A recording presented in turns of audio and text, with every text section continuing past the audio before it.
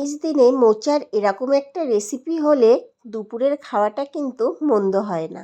নমস্কার বন্ধুরা, কিচেন অপশনটাই চ্যানেলে আপনাদের স্বাগত। আজকের রেসিপি নিরামিষ মোচার তরকারি। আমি এখানে মোচাটাকে কেটে ভালো করে ধুয়ে নিয়েছি, আর মশলা হিসাবে নিয়েছি আদা, জিরে আর লঙ্কা বাটা, হাফ ইঞ্চি আদা, 4টে কাঁচা লঙ্কা, 2 চামচ জিরে বেটে নিয়েছি। মোচাটাকে এখন প্রেসার কুকারের মধ্যে দিয়ে দিলাম পরিমাণ মতো লবণ আর পরিমাণ মতো হলুদ। আর আমি আগে থেকে কিছুটা ছোলা ভিজিয়ে রেখেছিলাম, সেই ছোলাটা দিয়ে দিলাম। পরিমাণ মতো জল দিয়ে 3টে সিটি দিয়ে নেব। আর এই দিকে দেখুন, মটর ডাল আমি আগের দিন রাতে ভিজিয়ে রেখেছিলাম, সেই ডালটা লবণ, হলুদ আর সামান্য পরিমাণ একটু মিষ্টি দিয়ে বেটে নিয়েছি। কড়াইতে তেল বসিয়ে দিয়েছি। তেলটা ভালো মতো গরম হয়ে গেলে বড়াগুলোকে ভাজার জন্য দিয়ে দেব। 2 মিনিট মতো এইভাবে রেখে দেওয়ার পর যখন দেখবেন সাইড দিয়ে এরকম লাল হয়ে এসছে, তখন বড়াগুলোকে উল্টে দেব। অপর পিঠও একইভাবে লাল করে ভেজে নেব। বড়াগুলো ভাজা হয়ে গেলে কড়াই থেকে তুলে নিয়েছি। কড়াইতে আবারও একটু তেল দিয়ে দিয়েছি। তেলটা গরম হয়ে গেলে কয়েকটা আলু আমি ছোট ছোট টুকরো করে কেটে রেখেছিলাম, সেই আলুগুলোকে ভাজার জন্য দিয়ে দিলাম পরিমাণ মতো লবণ আর হলুদ। এখন আলুগুলোকে একটু লালচে করে ভেজে নেব। যখন আলুগুলো এরকম লালচে হয়ে আসবে তখন তুলে নেব। ওই তেলের মধ্যেই গোটা গরম মশলা, জিরে, শুকনো লঙ্কা ফোড়ন দিয়ে দিলাম 2টো তেজপাতা। ফোড়নটাকে কয়েক সেকেন্ড একটু ভেজে নেব। ফোড়নটা থেকে যখন সুন্দর একটা গন্ধ বেরিয়ে যাবে, তখন সিদ্ধ করে রাখা মোচাটাকে দিয়ে দেব। এবার তেলের সাথে বেশ ভালো করে নাড়াচাড়া করে নেব। এর মধ্যে দিয়ে দেব পরিমাণ মতো হলুদ গুঁড়ো। যেহেতু লবণ দিয়ে সিদ্ধ করা হয়েছে, এখন আর লবণ ব্যবহার করব না।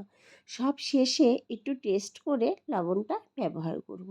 এবার গ্যাসের ফ্লেমটাকে মিডিয়ামে রেখে 5 মিনিট মতো এরকম তেলের মধ্যে মোচাটাকে নাড়াচাড়া করে নিয়েছিলাম। 5 মিনিট পর এর মধ্যে দিয়ে দিলাম বেটে রাখা মশলাটা। আদা, জিরে, লঙ্কার যে পেস্টটা করে রেখেছিলাম, সেই মশলাটাই দিয়ে দিলাম। এখন মশলার সাথে মোচাটাকে বেশ ভালো করে নাড়াচাড়া করতে হবে। আর এই সময়ও আমি গ্যাসের ফ্লেমটাকে মিডিয়ামেই রেখেছিলাম। সামান্য জল দিয়ে মশলাটাকে কষিয়ে নিতে হবে, যাতে মশলা থেকে বেশ ভালোভাবে তেল ছেড়ে যায়। যখন মশলাটা এরকম একটু শুকনো শুকনো হয়ে আসবে, মানে জলটাও শুকিয়ে যাবে, এইদিকে মশলাটাও কষা হয়ে যাবে, তখন এর মধ্যে ভেজে রাখা আলুগুলোকে দিয়ে দেবো। আলুগুলোকে দিয়ে 2 মিনিট মতো নাড়াচাড়া করে নেব, যাতে আলুগুলোর মধ্যেও মশলাটা বেশ ভালোভাবে ঢুকে যায়।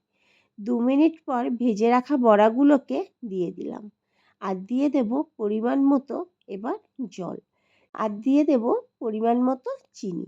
তবে মিষ্টিটা কম বেশি করে আপনারা প্রয়োজন মতো ব্যবহার করবেন, তবে জলটা কিন্তু এখানে একদম কম ব্যবহার করবেন। এবার 5 মিনিট মতো ফুটিয়ে নেব। 5 মিনিট পর দেখে নিচ্ছি আলুটা কিন্তু বেশ সুন্দর নরম হয়ে গেছে।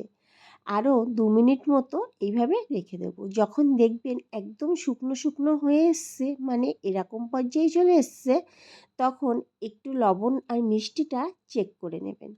আর নামানোর আগে দিয়ে দেবো হাফ চামচ মতো ঘি। ঘিটাকে ভালো করে মিশিয়ে নিয়ে কড়াই থেকে নামিয়ে নিলাম। তৈরি হয়ে গেল নিরামিষি মোচার ঘন্টর রেসিপি। রেসিপিটি একদিন হলেও এইভাবে বাড়িতে করে দেখবেন, আর অবশ্যই ছোলা আর বড়া দিয়েই করবেন। খেতে কিন্তু ভীষণ সুস্বাদু হয়। আর ভিডিওটি ভালো লাগলে আমার চ্যানেলটিকে সাবস্ক্রাইব, আর ফেসবুক পেজ থেকে যদি দেখে থাকেন পেজটিকে ফলো করে দেওয়ার অনুরোধ রইল। দেখা হচ্ছে নতুন একটি ভিডিওতে।